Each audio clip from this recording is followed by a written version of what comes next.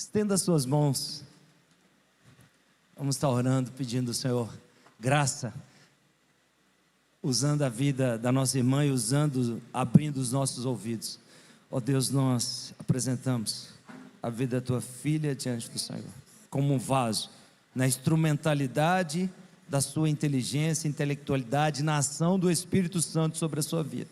Derrame da tua graça, para que possa ser canal, para que os nossos ouvidos e a nossa mente possam absorver aquilo que o Senhor tem preparado desde a eternidade, para esse dia, para esse congresso de paixão e liderança, no entendimento de que ser líder é servir. Abençoa as nossas vidas, somos gratos por tudo quanto o Senhor tem feito, por tudo quanto o Senhor irá fazer, pela tua bondade, pela salvação, em nome de Jesus, amém. Amém. Graça e paz, amados irmãos e irmãs, mais uma vez nessa manhã.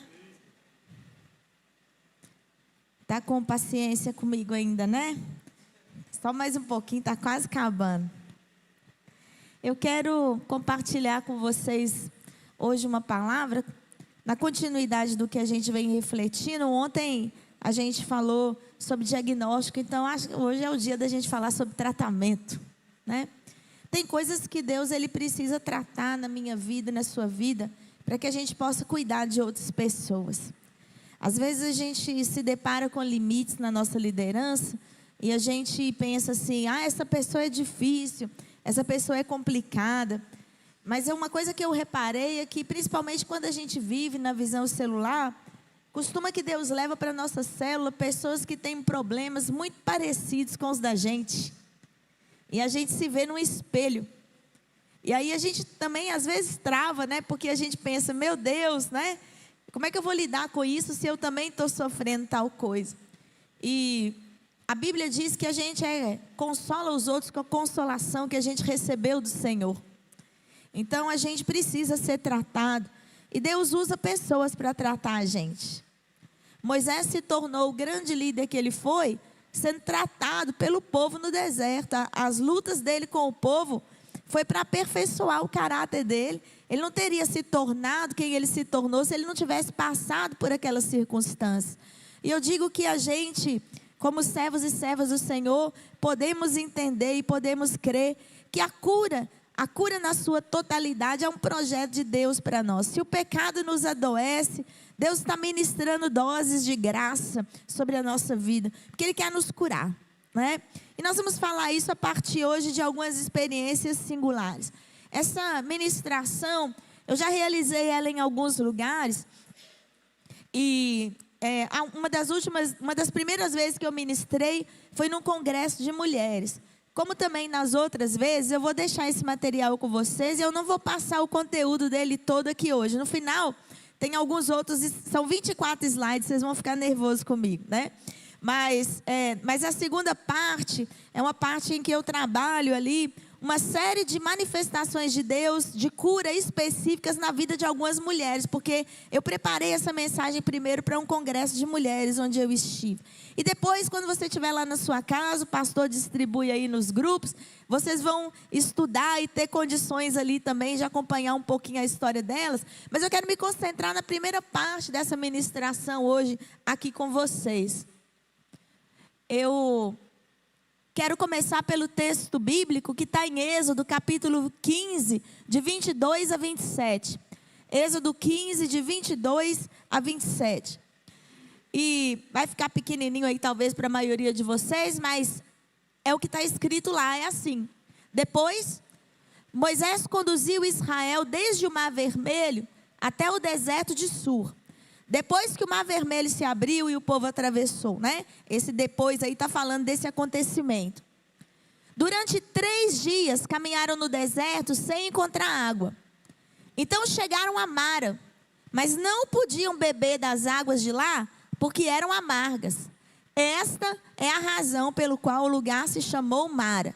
Então o nome Mara significa amargura. E aí eles deram esse nome ao lugar porque eles andaram por 3 dias e quando chegaram lá, a água que eles acharam não era boa para beber. Então deram ao lugar o nome de Mara. E o povo começou a reclamar a Moisés, dizendo: que beberemos? Moisés clamou ao Senhor, e este lhe indicou um arbusto. Ele o lançou na água, e essa se tornou boa. Em Mara, o Senhor lhes deu leis e ordenanças, e os colocou à prova, dizendo-lhes: se vocês derem atenção ao Senhor, o seu Deus, e fizerem o que Ele aprova, se derem ouvidos aos seus mandamentos, e obedecerem a todos os seus decretos, não trarei sobre vocês nenhuma das doenças que eu trouxe sobre os egípcios, pois eu sou o Senhor que os cura.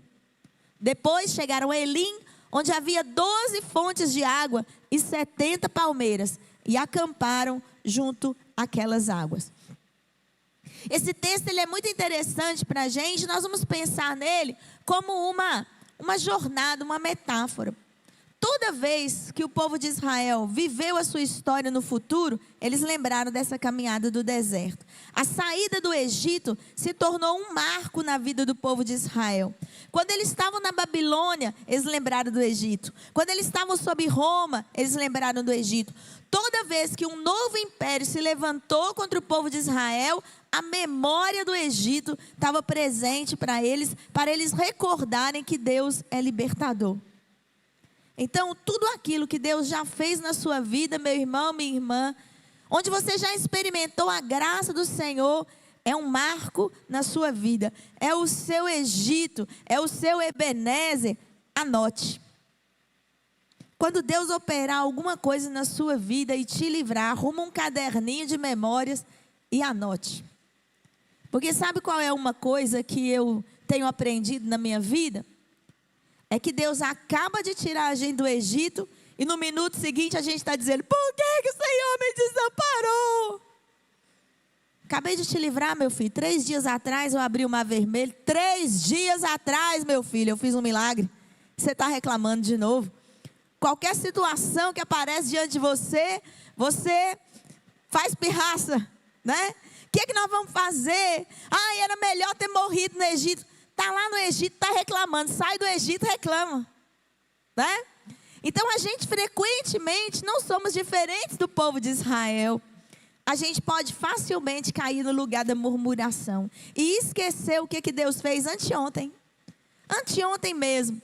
E a gente já está aqui achando que o Senhor não cumpre as suas promessas, ou que nos desamparou, que estamos sozinhos. Então, essa jornada do povo de Israel, ela é uma metáfora muito importante para nós. Ela é uma coisa para a gente olhar e dizer quais as lições a gente pode aprender com o povo de Israel e como que a gente vai aplicá-las na nossa vida hoje, para que a gente possa receber a cura do Senhor. Então, eles viram muitos milagres, mas eles chegaram nesse lugar, né, onde havia uma escassez de água. E eles deram a esse lugar o nome de Mara. O ato de nomear, o ato de dar nome, ele é muito importante em Israel. Eles tinham uma certa ideia, principalmente no mundo do Antigo Testamento, que aquele nome que é dado a um filho ou a um lugar, é uma espécie assim, e amanhã eu vou falar um pouquinho mais sobre isso, de selador de destinos. Está definido, deu aquele nome àquilo que a pessoa é. E frequentemente nós vemos Deus, então, precisando mudar o nome das pessoas, quando algumas coisas acontecem. Deus muda o nome para que a pessoa mude de perspectiva. Porque a gente costuma se amoldar àquilo que fizeram de nós. E isso não é assim, nenhuma maldição. Isso não é assim um negócio espiritual. Eu creio muito mais que isso é um negócio psíquico. Porque, por exemplo, se a gente fala muito que esse menino é teimoso, esse menino é teimoso, esse menino é teimoso. Aí ele acredita que ele é mesmo. E aí que ele vai teimar. A gente diz: você é burro, você não aprende. Já ensinei 10 vezes, você não aprendeu. Aí a gente fica burro mesmo. E algumas vezes, ao receber aquele nome, aquela pessoa se tornava aquilo que o nome dela dizia. Olha, gente, Jacó, ele nasce agarradinho lá no pezinho de Esaú, e eles dão a ele esse nome Jacó, que significa usurpador, trapaceiro. Aí Jacó passa a vida inteira dando pernada em todo mundo. Dá pernada no irmão, dá pernada no pai, no sogro. Todo mundo que ele passa pela frente, ele vai dando umas pernadas. Porque já estava dito sobre ele que ele era isso. E ele aceitou que ele era. E aí eu tinha um pastor uma vez que pregou sobre esse texto. Ele falou, Jacó dava pernada em todo mundo. Quando ele quis passar a perna no anjo, o anjo tocou na coxa dele. Agora ele está mancando, não pode mais passar a perna em ninguém. E ali naquele momento em que o anjo toca Jacó, dá a ele um novo nome. Você precisa se comportar de acordo com o nome que você recebe de Deus. Não das circunstâncias, não daquilo que os outros dizem sobre você. Você recebeu um nome de Deus. Deus colocou um nome sobre você. E Ele espera que você e eu nos comportemos da maneira como esse nome é. E a palavra do Senhor diz que nós receberemos lá no céu um novo nome, não é? Porque algumas vezes essas qualificações que a gente vem recebendo ao longo da nossa vida determinam aquilo que a gente bota para a gente mesmo como destino. Mas eu creio, e amanhã eu vou falar, aliás, hoje à noite, o que eu estou falando amanhã? Estou achando que o trem vai render mais um dia? Ninguém me corrige? Ah, tá. Não, amanhã eu estou voltando para casa, gente. Daqui a pouco meu marido me dá por desaparecida. Então hoje à noite eu quero falar com vocês sobre a diferença de destino e propósito. A gente às vezes vive a nossa vida como se a gente tivesse um destino. E eu vou explicar o que significa isso. Se quiser saber, vai ter que vir hoje à noite, né? Mas tem gente que vive como se tivesse um destino. Está tudo determinado. Não tem jeito de sair desse lugar. É isso mesmo. Aquela pessoa que vive como a Gabriela. Eu nasci assim, eu cresci assim, você sempre assim. E aceita essa situação e essa circunstância. E aí, o ato de nomear, então, ele tem um valor muito simbólico. Mara, nós vamos colocar o nome de Mara, porque nós chegamos aqui e as águas estavam amargas. Então, esse lugar vai se chamar Mara. E aí, muitos anos depois, o povo de Israel começa a escrever sua história, botar no papel, e eles lembraram que Mara foi o lugar onde eles chegaram e as águas estavam amargas. Às vezes, e esse é o grande risco, é onde eu quero chegar com você. Às vezes você transforma um momento de amargura na sua vida em uma coisa permanente. Um momento de amargura em uma coisa permanente. Alguém maltrata você e você diz assim, eu nunca vou ser feliz. Você tem um relacionamento amoroso que desampara você. Alguém não gosta de você, alguém não cuida do seu coração e você pensa, nunca vou ser feliz. Foi um momento de amargura e eles botaram um nome que durou para sempre. Foi um momento de amargura. Quando eles chegaram lá, as águas eram amargas. Mas as águas eram amargas quando eles foram embora? Não eram mais. Deus já tinha feito um milagre, mas eles escolheram colocar um nome que representava o problema e não a solução. Quando você passar por um momento difícil na sua vida, a maneira como você conta determina se você está vivendo aquilo como algo que você sofreu ou como algo do qual Deus te libertou. E é isso que tem que fazer a diferença na nossa vida. Nós precisamos escolher que nome nós estamos colocando nas nossas circunstâncias e a maneira como a gente vai lembrar daquilo que a gente passou. Isso é algo assim, fundamental para a gente pensar, para gerar uma mentalidade de cura na nossa vida. Porque às vezes nós estamos chorando dores que Deus já curou. E isso é uma coisa muito profunda. Alguém me contou, eu não sei bem se é assim que funciona, que às vezes quando uma pessoa passa por uma situação muito grave e precisa, por exemplo, amputar um membro, cortar uma perna, tirar um braço, que o cérebro durante algum tempo sente dor naquilo que não existe mais. Me disseram isso, que isso às vezes pode acontecer. E que é uma dor aguda, que é uma dor profunda. E eu penso que essa também é um bom símbolo para a gente falar. Tem coisa que Deus já tirou da minha vida e eu continuo achando que está doendo. Eu continuo achando que está complicado, mas não existe mais. Então, se eu quiser mudar isso, como uma pessoa que teve um membro amputado, ela vai precisar fazer uma série de procedimentos, de terapias e cuidados para o cérebro dessensibilizar daquele membro que não existe mais. O nosso coração precisa dessensibilizar das dores que Deus já tirou da nossa vida.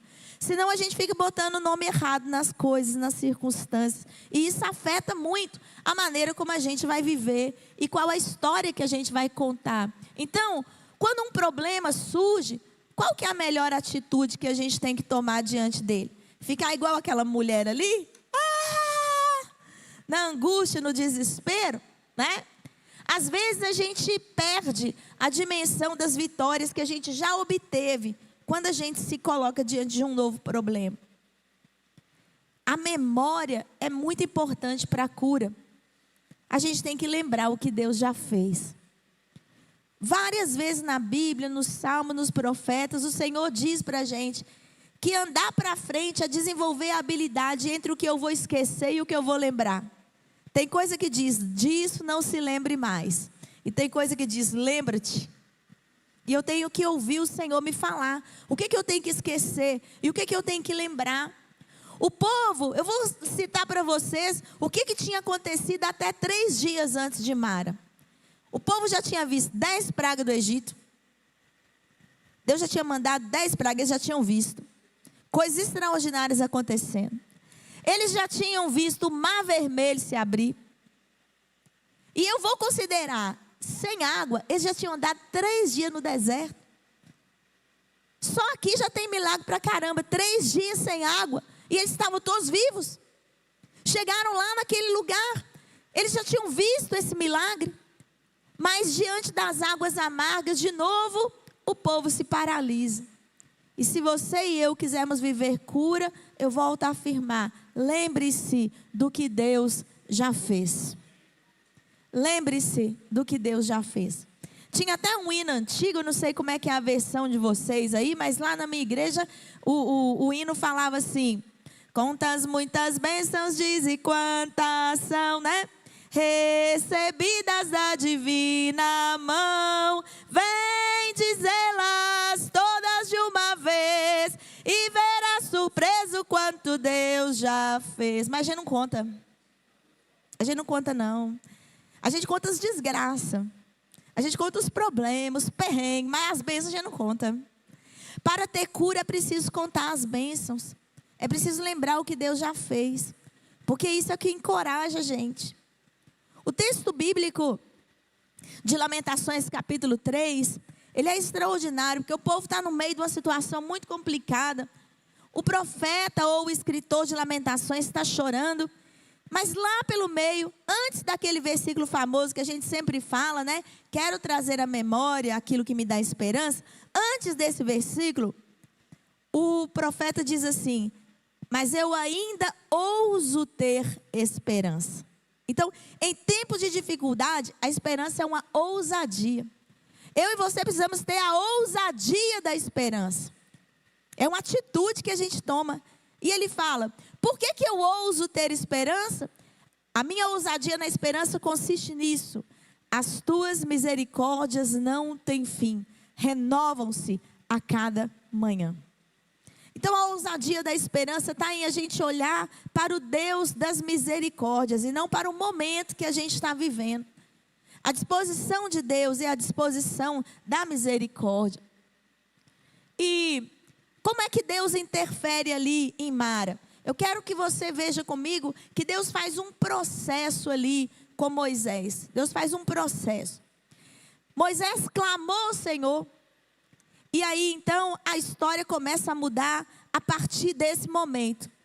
Quando você e eu passamos por um momento de dificuldade, a primeira coisa que a gente tem que fazer é lembrar de trazer Deus para o problema. Porque às vezes a gente não traz Deus para os nossos problemas. A gente tenta resolver. Eu mencionei aqui, por exemplo, a questão da terapia. Precisamos buscar. Está com o doente? Precisamos ir no médico. Mas presta atenção. Tem hora que você vai lá na terapia, tem hora que você vai no médico, toma um remédio, tem hora que você reclama com a vizinha, que você chora, mas você não ora sobre aquilo. Já aconteceu isso com vocês? Comigo já aconteceu. Lá pelas tantas eu digo, peraí gente, eu já resolvi esse negócio de tudo quanto é jeito, mas eu não trouxe Deus para o problema, não é? Peraí, vamos parar tudo. Vamos clamar ao Senhor.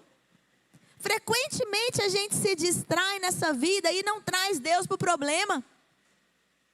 Ou melhor, não leva o problema para Deus. Você precisa trazer Deus para dentro do seu problema. E você precisa apresentar o seu problema diante de Deus. Eu preciso. Olha que, Senhor, o problema. É grande o problema. É difícil o problema. Está complicado esse problema, Senhor. Dou conta dele não. Mas eu quero fazer um desafio para o Senhor. Mostra para o problema o tamanho que o Senhor tem. Eu e você precisamos trazer Deus para as nossas coisas de verdade. Confiar que o Senhor está lidando com isso que parece impossível para mim. Existem alguns problemas na nossa vida que talvez a gente não veja a solução deles. Talvez a gente tenha que enfrentar a amargura de algumas águas na nossa vida. Mas a palavra do Senhor promete que quando a gente não tem solução, a gente tem companhia. E Deus prometeu que nunca vai nos desamparar, que nunca vai nos deixar. Tem coisa que eu tenho que atravessar. Tem cova de leão que eu não vou escapar dela. Tem fornalha de fogo ardente que eu não vou escapar. Mas lá em Isaías diz assim: quando passares pelas águas, elas não vão te submergir. Quando passares pelo fogo, ele não vai te queimar. Não é assim, se você passar pelo fogo, entendeu? É isso que às vezes é difícil para a gente. Nós estamos querendo viver vidas assépticas e vida na caixinha, como se ter problema fosse a coisa mais fora do normal. A gente está buscando um estado de paz que Jesus não prometeu para a gente. E a coisa que eu mais amo em Jesus é que assim, Ele é brutalmente honesto, sabe? E Ele fala assim: no mundo vocês vão ter aflição. Outra tradução diz: no mundo você vai ter problema. Você vai ter problema. Sabe esse problema que você está tendo agora? Era para você ter mesmo, vai ter. Ah, mas eu queria não ter problema. Jesus não falou isso, você vai ter. E o salmista também, o profeta também, ele diz: quando você passar, não é se você passar, se por acaso acontecer, não, quando vai acontecer. Eu estou preparando uma igreja para ser uma igreja forte. Eu estou preparando uma igreja para ser uma igreja vencedora. E para ela ser uma igreja vencedora, diz o Senhor, não tem jeito, ela tem que aprender a resolver as situações e a avançar. A gente ontem estava tomando um açaí de tarde ali, não estava bom aquele açaí, né? E falando, né, sobre como às vezes a gente está vendo as nossas gerações agora vivendo, tendo dificuldades, muitas fragilidades que talvez as gerações anteriores não passaram. E nós colocamos várias situações pelas quais a gente percebe que as gerações de hoje estão tendo talvez alguns problemas a mais que as nossas gerações anteriores. E uma das coisas que a gente chegou à conclusão é que em algumas situações, nós pais e mães temos facilitado demais a vida dos nossos filhos e queremos adiantar a resolução do problema deles. E talvez nós estejamos colaborando para que eles sejam mais frágeis. A gente precisa injetar coragem nas nossas gerações jovens, dizer que eles têm capacidade de fazer e deixar eles passar uns perrengues, porque às vezes é só assim que a gente aprende. Deus forjou o povo de Israel no Egito, eles nunca esqueceram disso. Mas passar pelo deserto não foi fácil. No entanto, eles só iam conseguir viver na terra prometida, passar as conquistas, depois que eles entendessem, aprendessem a depender de Deus no deserto. Deus preparou uma terra que manda leite e mel para nós, amém? Para chegar lá, nós temos que atravessar esse deserto aqui. Tem que atravessar, não tem contorno, não tem volta, tem que atravessar o deserto. A gente precisa então adquirir as ferramentas para atravessar o deserto da melhor maneira possível. Moisés clamou ao Senhor: como é que você está atravessando? Como é que eu estou atravessando os meus desertos? E aí quando Moisés clama ao Senhor, ele também demonstra para a gente que a oração não é uma coisa só como fosse um botãozinho mágico. Muitas e muitas vezes eu me ajoelho para orar, e eu sento para orar, e eu começo a falar com Deus, vai ficando tudo embolado. E aí quando eu chego no final da minha oração, às vezes até não tem nada extraordinário acontecendo, eu enxugo minhas lágrimas e disse: agora eu sei o que eu vou fazer, Senhor. Porque quando eu coloco as coisas para Deus, eu vou organizando também as emoções dentro de mim. Frequentemente eu vejo o tanto de problema imaginário que eu tenho. Vocês já viram os problemas imaginários que vocês têm? Um montão de coisas que vocês pensaram que ia acontecer e que nunca aconteceu. 90% dos nossos problemas nunca acontece. Eu acho que fulano vai falar isso. Eu acho que fulano vai fazer aquilo. Eu acho que eu vou ser demitido hoje. Não é? Eu acho que meu casamento está em crise. Tem uma história que eu gosto de contar sobre isso, que diz assim, que um moço, determinado dia, chegou em casa muito aborrecido. Estava calado, não falou nada. Passou a noite com a esposa, não disse nada, dormiram, levantaram, foram para os seus afazeres do dia seguinte. Aí a esposa reuniu com as amigas e falou assim: eu acho que meu marido está querendo terminar comigo. Porque ontem ele chegou, não falou nada. Eu tentei assim, né, me aproximar, ser carinhosa com ele. Ele disse que não estava querendo nada. E então eu acho que ele deve estar tendo outro, alguma coisa está acontecendo. Eu acho que a gente vai se separar. E aí o marido chegou no serviço e falou com os colegas: ontem fiquei o dia inteiro tentando resolver um problema, não consegui. Aí deu de tarde, eu tinha marcado tomar um café com um amigo, o amigo não apareceu. Eu fui olhar lá na internet, que não deu tempo de eu assistir o jogo, meu time perdeu. E eu cheguei em casa e já estava tão cansado que eu só deitei e dormi. E a mulher botando na cabeça dela um montão de coisa complicada. O moço só estava de mau humor mesmo. E às vezes eu e você ficamos imaginando 1000 coisas complicadas. Mas quando a gente coloca elas na oração, a gente vai dizendo: espera aí um pouquinho, isso aqui está... Eu acho que eu estou exagerando, Senhor. Eu acho que eu estou tendo uma reação exacerbada. Vou pensar de novo, vou observar outra vez. Deus vai organizando as coisas dentro da gente quando a gente ora. E aí Deus, então, o que Ele fez? Deus mostrou para Moisés um arbusto. Às vezes eu e você até oramos a Deus. E até pedimos a Ele as coisas. Mas a gente não espera Deus mostrar que solução Ele vai dar. Esse texto aqui é um nada a ver com um nada a ver. Porque Moisés pega um arbusto e joga dentro da água. E o negócio é resolvido. Não é uma saída esquisita? Não é uma saída estranha? Só joga assim, já está resolvido. Não foi um remédio. Assim, Eliseu é mais elaborado. Arrumou um prato, um sal, um negócio. Isso aqui ainda pegou um mato e jogou lá dentro. Mas olha, gente, simbolicamente para mim e para você, tem hora que você acha que tem um problema grandão acontecendo, Deus te mostra a saída do seu ladinho. Você passou um tempão reclamando e o negócio era só jogar um graveto dentro da lagoa? Você já passou por isso? Eu já. Às vezes por um problema grandão que eu imagino, isso não tem solução, vai dar um problema danado, isso está enorme, está complicado. Aí de repente a solução é um negócio desse tamanhozinho. O Senhor quer participar da resolução dos seus problemas. Quando você clama ao Senhor, você precisa abrir também um tempo para escutar Deus. Tem hora que a gente ora e já sai dali querendo logo resolver a situação. Às vezes a gente tem que repousar um pouco mais sobre as coisas. Espere. Aprender a esperar é a grande dificuldade desse nosso tempo moderno. Você não quer esperar na fila? O seu aplicativo trava 2 segundos, você já quer jogar o celular fora achando que ele está muito lento. Não é? Você não quer esperar para achar uma vaga no estacionamento, já viu a impaciência que é? E aí quando Deus quer tratar coisas profundas na sua vida, meu irmão, minha irmã, nosso Deus não é um Deus de fazer miojo, não. O Senhor é do cardápio à la carte, sabe? Deus quer preparar as coisas bem feitas. Todas as coisas bem feitas levam tempo. Elas precisam ser amadurecidas, precisam ser gestadas. Então, quando você ora e você clama, pare um pouquinho para Deus te mostrar onde está o seu arbusto. Na próxima vez que você orar, lembra dessa palavra que diz: ó Deus, onde que está meu graveto, hein? Onde que está a minha saída? O que o Senhor vai me dar? Deus quer que você participe na salvação que Ele tem para fazer, porque Deus podia ter simplesmente mandado um vento sobre as águas e elas serem curadas, mas Deus falou para Moisés: é você que vai pegar o arbusto.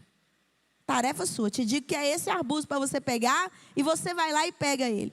Deus quer que você participe na solução dos seus problemas. Deus quer te ensinar no meio dessas circunstâncias. O texto diz também que Moisés jogou o arbusto ali na água, né? E Deus quer que a nossa cura e o nosso milagre ocorram em cooperação com Ele. Jesus podia ter feito chover pão e peixe aquele dia na multiplicação, não podia? Se Ele quisesse.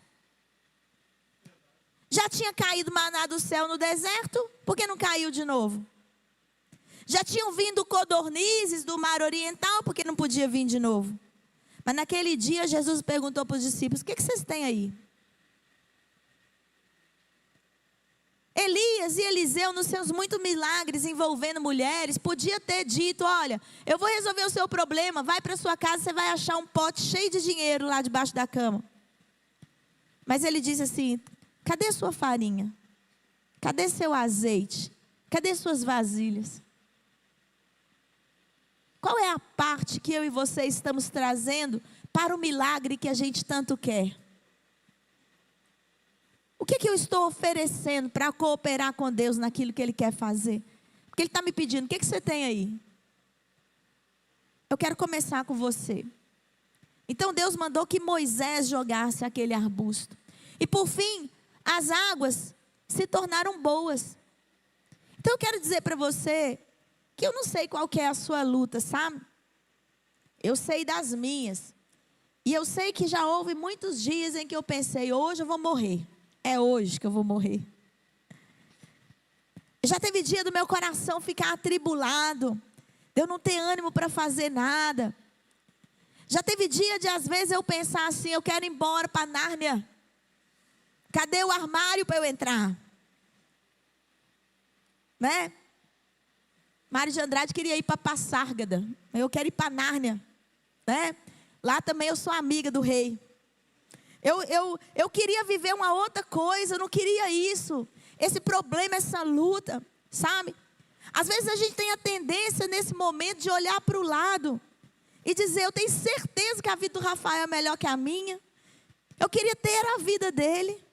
Comparação é a pior coisa que pode acontecer com a gente. Porque nem por um dia a gente ia conseguir viver a vida da outra pessoa, não. Por melhor que parece. Eu olho aí para esses grandes celebridades e penso: meu Deus, a minha igreja está precisando de recurso financeiro. Eu queria viver um dia na pele do Elon Musk, porque ele tem um tantão de dinheiro, meu problema ia estar resolvido.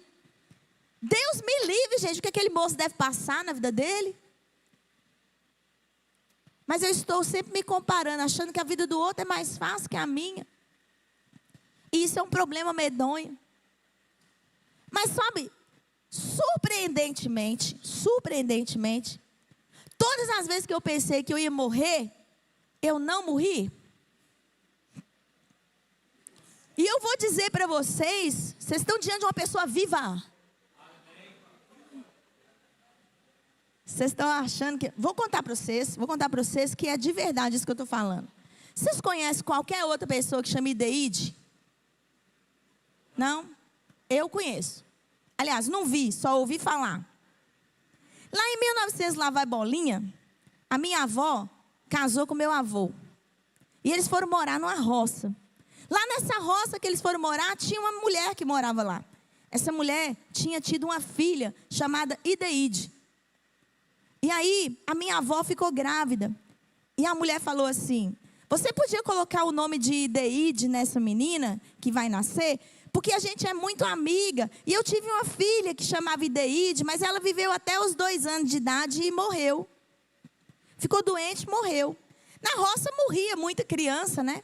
E como a mulher era muito amiga da minha avó, a minha avó teve uma filha, era uma menina, e colocou nela o nome de Ideide. A Ideide viveu até os 2 anos de idade, deu um problema de saúde nela, um negócio lá na garganta, ela não conseguia engolir. E como na roça não tinha muito recurso, a Ideide 2 morreu. Morreu. Aí nasceu o meu pai. E a minha família é uma família exótica. Meu pai chama Jazanias. Pelo menos tem na Bíblia. Não é isso? O meu tem também. Vou contar para vocês a piada que todo mundo me faz achando que é inédita. E eu já vou mostrar para vocês. Quando Jesus falou, ide por todo mundo. É o meu nome, botou um H na frente só. Meu nome são 2 ide e um H na frente. É assim que eu explico para os outros como que é meu nome. Está na Bíblia. Como não? Né? Aí, meu pai nasceu. Meu pai cresceu, viveu aí a sua vida, casou com a minha mãe. E a minha mãe ficou grávida. O combinado era que a pessoa ia chamar Patrícia. Gente, olha para mim, eu tenho cara de Patrícia?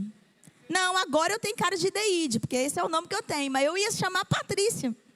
E aí o meu avô falou com meu pai, olha, há muito tempo atrás, eu tive a primeira filha que eu tive chamava Ideide. Você podia colocar esse nome na sua menina? Mas como vocês podem ver, eu não morri.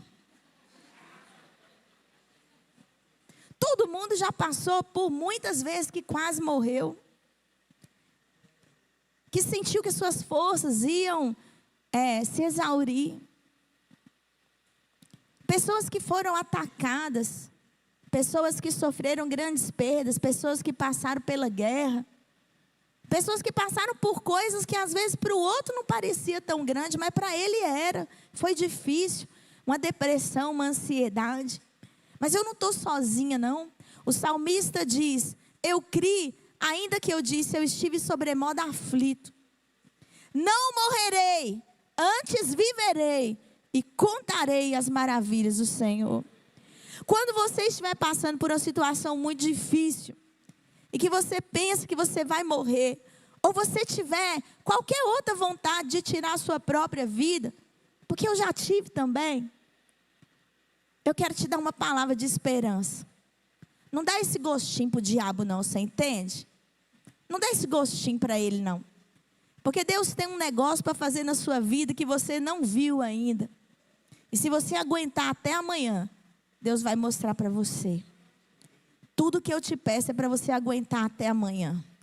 Por mais difícil que seja hoje, Deus está preparando o seu arbusto. Aquilo que aconteceu de ruim no seu passado não precisa ficar aí para sempre. O seu futuro pode ser melhor. E diante dessa expectativa e dessa experiência que eles viveram, quando as águas foram curadas, existe um aprendizado que é para mim e para você também. Israel escolheu guardar a memória negativa da água amarga. Eles podiam ter colocado naquele lugar o nome de Noemi. Nós vamos chamar a essa região Noemi, porque as águas são doces. Elas eram amargas, mas agora elas são doces. Mas eles escolheram guardar a lembrança ruim. Agora você imagina, 500 mil anos depois, alguém passa naquela região e diz, essas águas aqui se chamam Mara, porque um dia o povo de Israel chegou aqui e elas eram amargas. Não é uma história muito horrível de ser contada? Quão mais glorioso, quanto mais engrandeceria o nome do Senhor, se eles chegassem lá e dissessem, essas águas aqui chamam Noemi, porque Deus restaurou elas, porque Deus curou elas. Ou qualquer outro nome de doçura aí que alguém queira escolher. Não precisa ser amargo na memória, o que Deus tornou doce na realidade. Entendeu? Não precisa ser amargo na memória, o que Deus tornou doce na vida, na experiência, na realidade. E essa escolha do que lembrar, ela é nossa, ela não é de Deus não, Ele já fez o milagre dele. Mas Israel escolheu o nome negativo. E ao nomear aquele lugar a partir disso, todas as pessoas que nem tinham provado a água amarga, iam ficar revivendo a lembrança ruim.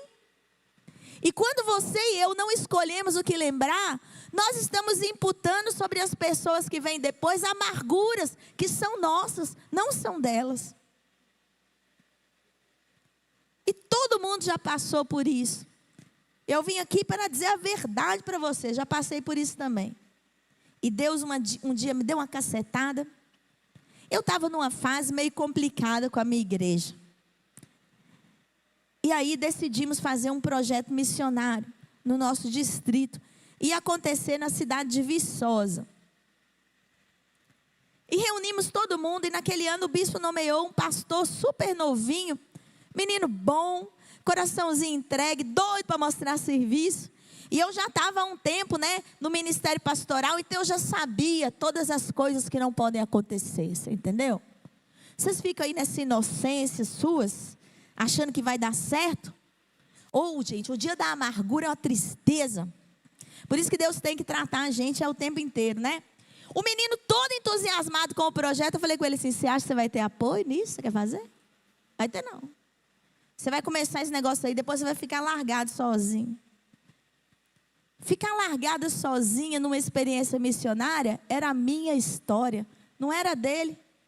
Em vez de ficar reclamando sobre isso e dizer que ele não tinha apoio, por que eu não me ofereci para apoiar ele de cara? Não, reclamei. E disse para ele, vai dar errado, porque para mim deu, ninguém me apoiou, ninguém me sustentou. Voltei para casa. Aí o Espírito de Deus começa moendo. É isso que eu te ensinei, ficar tratando os outros desse jeito? É assim que você queria ser tratada na sua necessidade? Hoje você está numa situação melhor, em vez de você ir lá apoiar o menino, você fica aí reclamando? Você hoje está em condição de ajudar, de dar o que você não recebeu, de fazer diferença. E você está aí perturbando os outros. Já viu? Tem hora que entra um crente novo na igreja, a gente fala, você acha que o pastor vai ficar te dando atenção para sempre? É? Ele me deu atenção 6 meses só, depois não quis saber de mim. Depois de 6 meses, você já tinha que estar maduro resolvendo seus problemas. Fica aí chorando visita de pastor até hoje. E às vezes você chora, o pastor nem sabe. Você nem chegou nele para falar, pastor, preciso de uma visita, vai lá em casa. Faz um café, bota o queijo na mesa, vê se ele não aparece.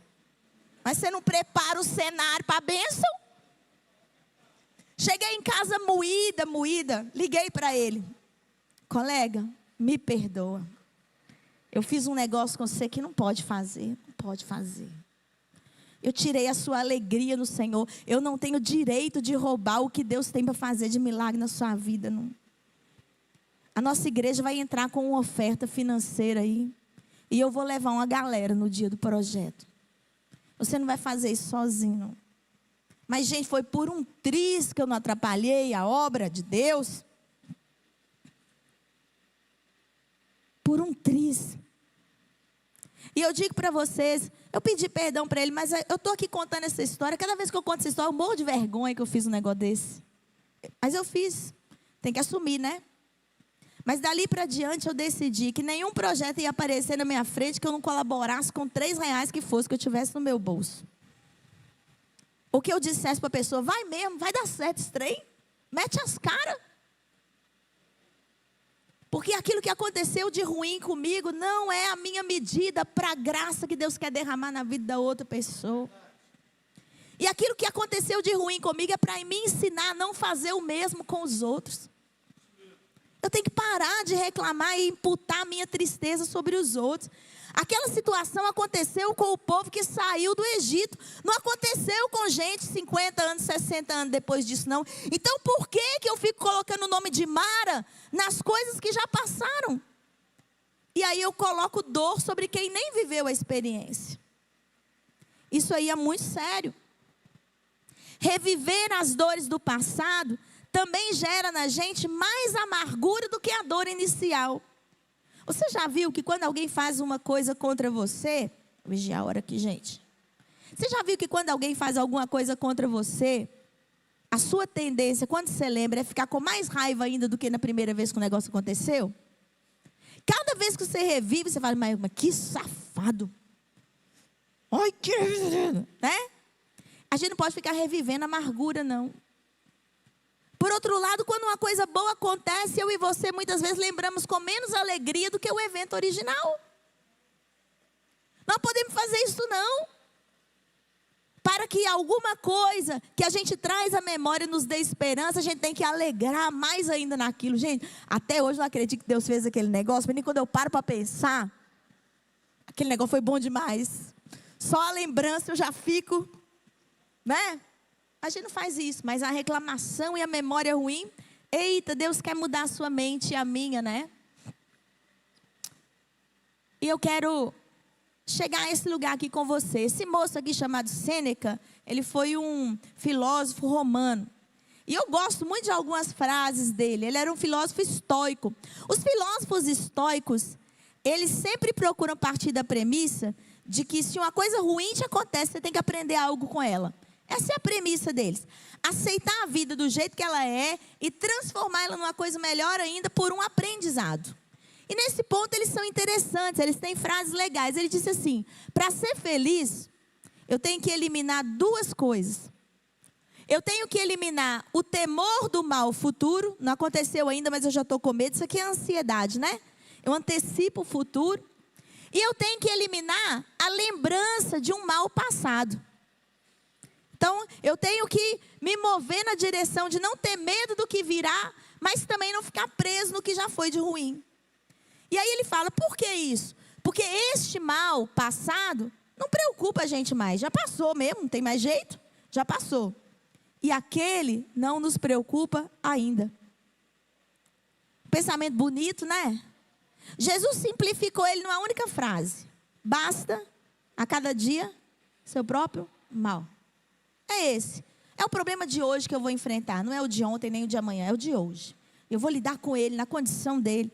Para eu não antecipar, mas também não ficar resmungando e sofrendo por aquilo que já passou. O passado é uma coisa que eu tenho que tratar. Mas ele não pode me atemorizar. Às vezes eu preciso lidar, eu tenho que ir lá pedir um perdão, eu tenho que ir lá voltar atrás uma decisão. Tudo isso eu posso fazer, mas eu não posso ficar lá. Eu não sou mais aquela pessoa. Todas as pessoas podem passar por lugares como Mara. E você vai passar por várias Maras na sua vida. Na liderança, na família, uma doença, uma enfermidade, uma crise, uma violência, uma dor, uma traição. Mas você pode escolher que nome você vai dar. Porque se você clamar ao Senhor e Deus mudar a sua realidade, você tem que dar um nome que reflita a glória de Deus e não a sua aflição. Você tem que dar às coisas nomes que reflitam a glória de Deus e não a sua aflição. Porque esse nome que você der vai te alimentar na próxima vez que você passar por um problema difícil. Esse nome que você der vai mudar a história da sua família, da sua geração. Vai mudar para o futuro. Aquilo que você sofreu, sua filha não precisa sofrer. Aquilo que você passou, seu neto não precisa passar. Tão somente se você colocar o nome certo nas coisas. O nome que Deus está dando, o nome da cura. E Deus promete ali. E como Ele se apresenta. Eu quero terminar com esse slide aqui. Como é que Deus se apresenta lá em Mara? Deus se apresenta como aquele que cura. Há experiências que o Senhor quer te dar, difíceis que você vai passar, mas vão te revelar facetas novas de Deus. Cada vez que Deus fazia uma coisa no povo de Israel, o povo de Israel dava a Deus um título novo. Jeová Rafá, Jeová Jiré, Jeová Nissi. São faces novas de Deus que a gente vê quando Deus se apresenta para a gente de um jeito que a gente necessitava. Tem gente que teve uma experiência difícil de paternidade. Não deu muito certo com o pai terreno que teve. Ou não teve.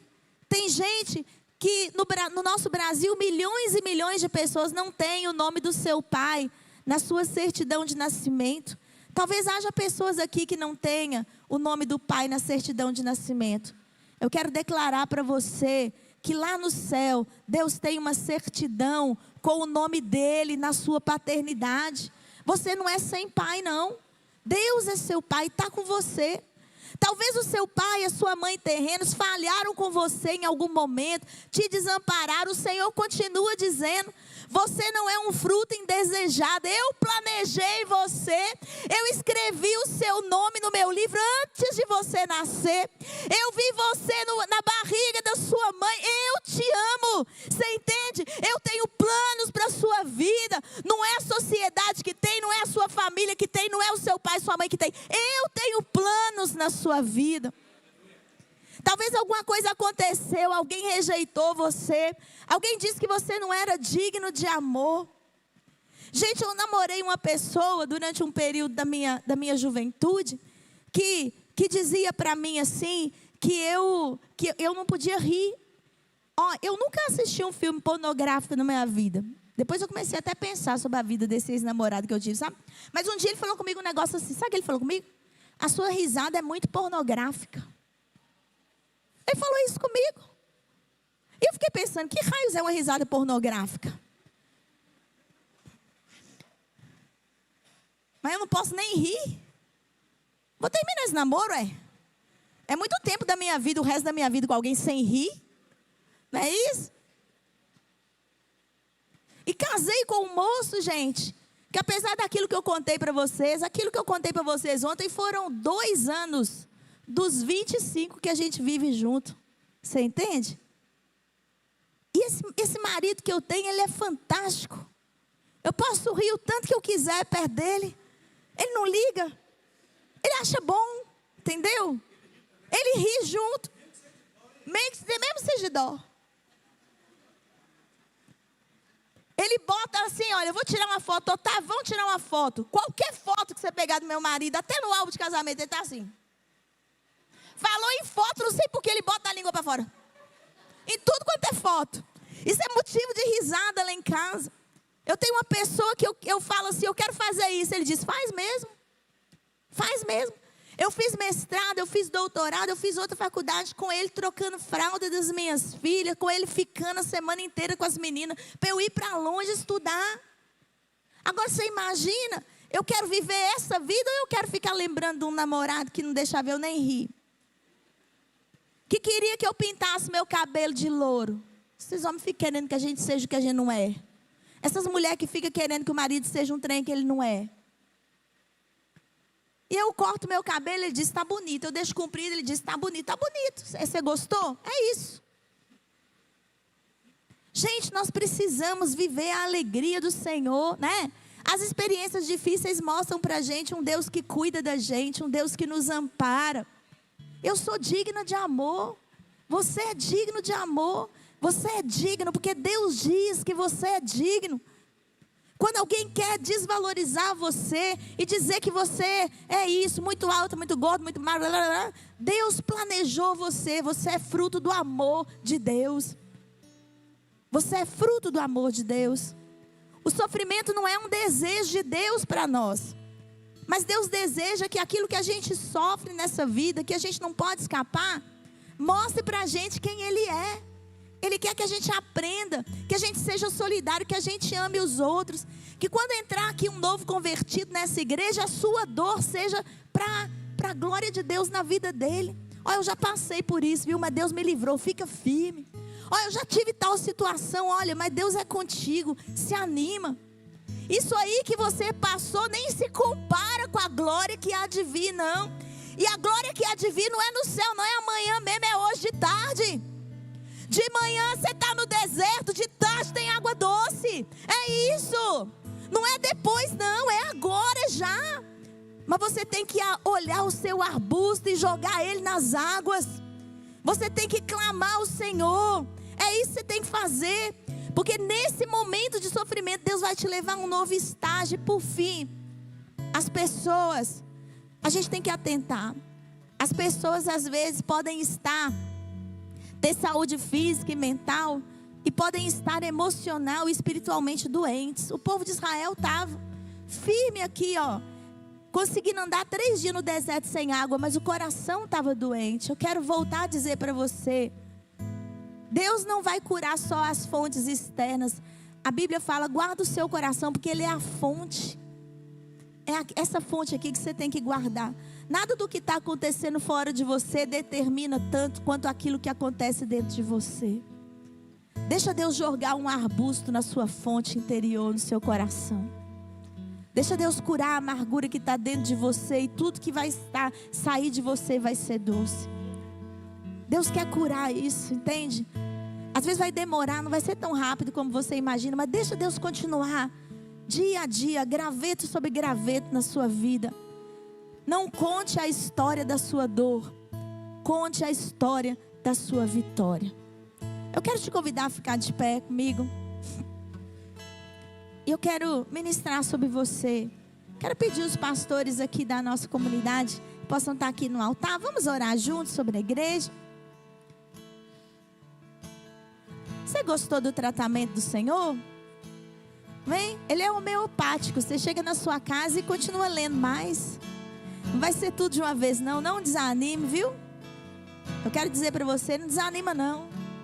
Tem alguém aí precisando de você, seu vizinho, sua amiga. Tem alguém aí precisando do que Deus está fazendo na sua vida. Não desanima.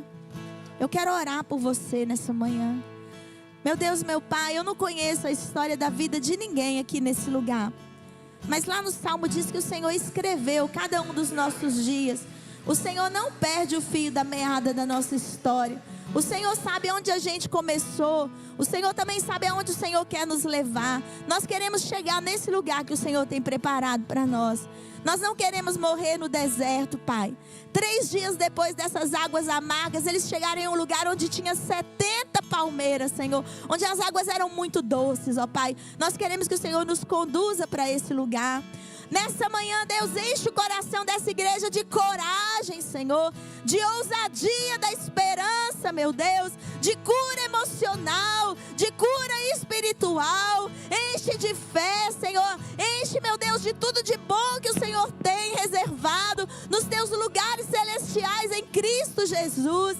Nós abençoamos essa igreja, meu Deus, com o fluir do teu Espírito Santo, com a restauração do passado, com a cura dos sofrimentos anteriores. Essa igreja, Senhor, com a ousadia da confissão, com a ousadia da entrega, com a ousadia, Senhor, de arrependimento, para que todo pecado seja, Deus, derrubado, todo segredo caia por terra e o Espírito de Deus faça uma nova história na nossa vida. Nós estamos